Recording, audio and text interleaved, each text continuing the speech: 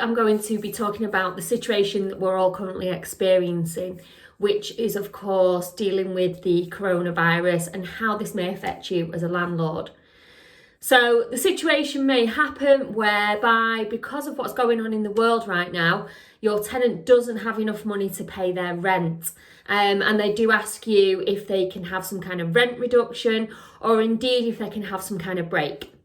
So here's my advice on what you should do in this situation and how we as a business are handling it.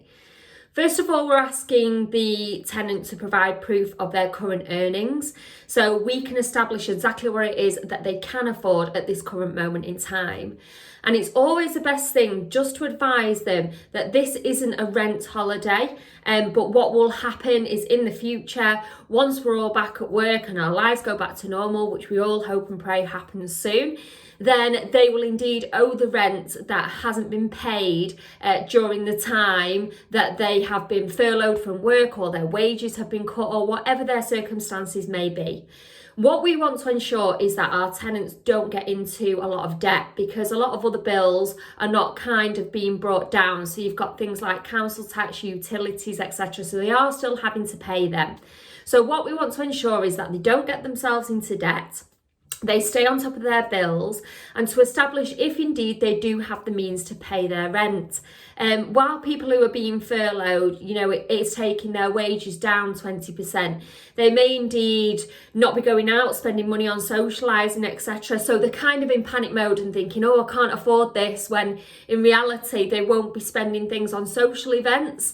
So you want to keep them on track. Of course, as a landlord, it's entirely your decision. You may decide to give them a rent holiday, and you may be happy with that and happy for them to kind of go ahead and not pay the rent for a period of time. But for us, we're establishing what their current income circumstances are, and then putting a payment plan in place that will make sure that they pay what they can afford over this time.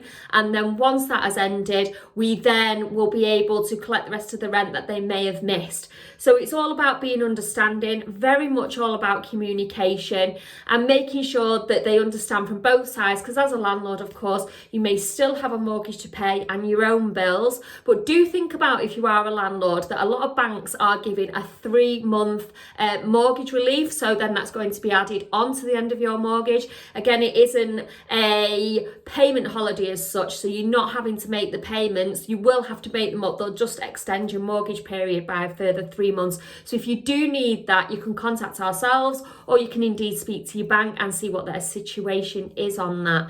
But just try and communicate with your tenants. Obviously, be really sensitive. It's a hard time for us all, and work the way through it with them. And that's all for this week.